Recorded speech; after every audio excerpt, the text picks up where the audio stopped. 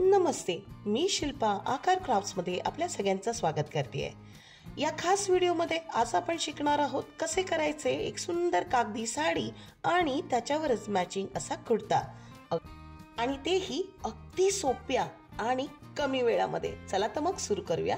इथे मी दिवाळीमध्ये आलेला ड्रायफ्रूटचा असा एक बॉक्स घेतला आहे, ज्याचं झाकण आणि बॉक्स आपण दोन्ही यूज करणार आहोत.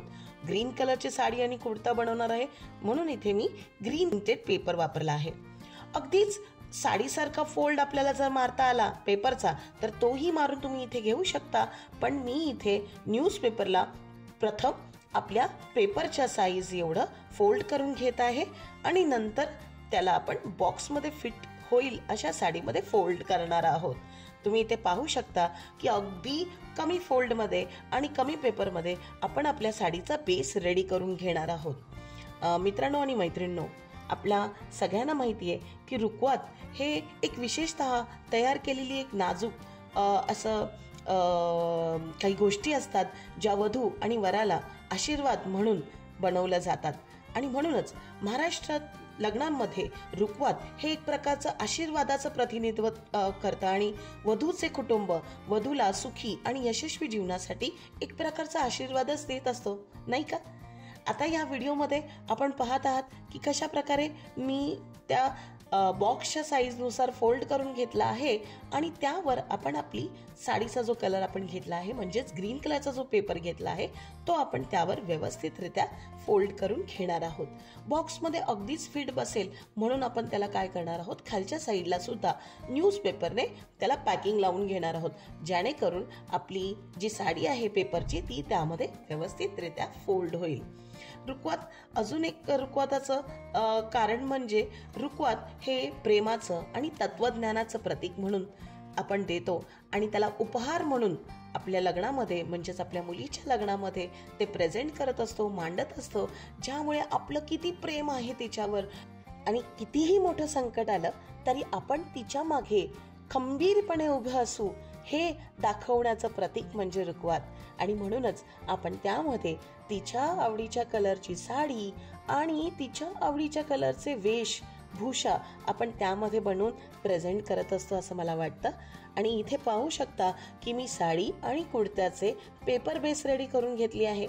तुम्हाला जर खण साडी बनवायची असेल तर खण साडीनुसार तुम्हाला त्याची बॉर्डर क्रिएट करावी लागेल, पण मी इथे नॉर्मल कांजीवरम काइंड ऑफ साडीचं प्रेझेंटेशन करत आहे, म्हणून त्या प्रकारे मी त्याची बॉर्डरही सिलेक्ट केली आहे.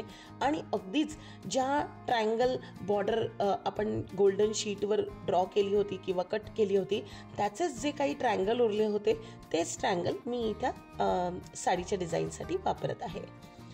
फारच कमी सामानामध्ये आणि अगदी झटपट बनेल असं रुखवत काहीतरी आपल्याला बनवायचं असतं, कारण लग्नामध्ये ना फक्त रुखवतच बनवणं हे फक्त काम नाही आहे, तर बाकीची बरीच कामं आपल्याला बघायची असतात.